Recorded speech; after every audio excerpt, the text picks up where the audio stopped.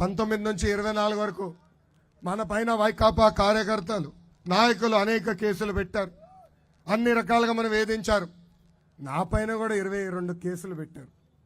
నా పైన కూడా ఎస్సీ ఎస్టీ కేసు పెట్టారు. నా పైన అటెంప్ట్ మర్డర్ కేసు పెట్టారు. కానీ నేను తగ్గేదే లేదు. కార్యకర్తలందరికీ బంపర్ ఆఫర్ ఇస్తున్నా. ఎవరైతే 2019 నుంచి 24 వరకు ఎక్కువ కేసులు పెట్టించుకుంటారో వాళ్ళకి అంత పెద్ద నామినేటెడ్ పోస్ట్ ఇచ్చే బాధ్యత నాది. మన పార్టీలో రికార్డు ఏంటో తెలుసా? ఎవరిదో తెలుసా?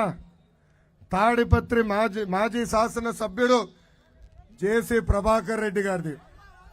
ఆయనకి ఇప్పటికీ ఎన్ని కేసులు ఉన్నాయో తెలుసా? సెంచరీ, 100 కేసులు. ఆయన భయపడుతున్నాడా?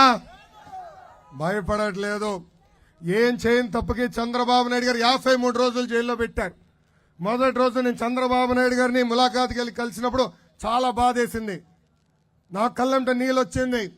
దానికి కారణం ఒకటే, ఆయన ఉంటున్న బ్యారెక్ కట్టింది ఆయన.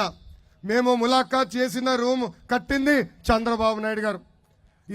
ఆయన అరెస్ట్ చేసిన రోజు 3,000 కోట్ల రూపాయలు కుంభకోణం అన్నారు.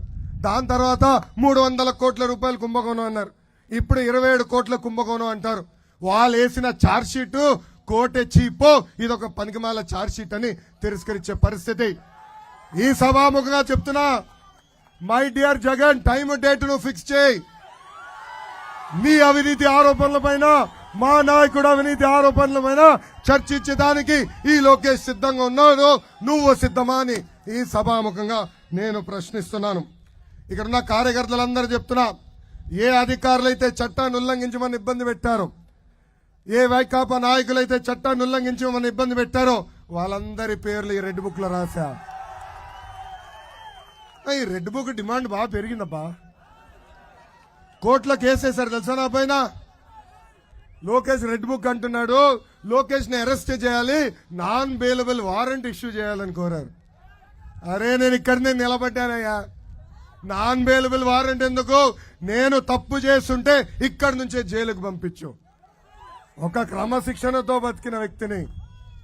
మా తాతగారు అంత మంచి పేరు వస్తుందో రాదో తెలీదు, మా నాన్నగారు అంత మంచి పేరు వస్తుందో రాదో తెలియదు, కానీ ఏనాడు వాళ్ళకి చెడ్డ పేరు మటుకు తీసుకురానని ఈ సభాముఖంగా కార్యకర్తలందరికీ నేను హామీ ఇస్తున్నాం. ఈరోజు ఈ శంకరావం కార్యక్రమం ద్వారా ఇక్కడున్న క్లస్టర్, యూనిట్, బూత్, గ్రామ పార్టీ, మండల పార్టీ, కేఎస్ఎస్ సభ్యులందరూ నేను కోరుతున్నా, ప్రతి బూత్ కి ఒక కిట్ ఇచ్చాం. రాము కిట్ తీసుకురా.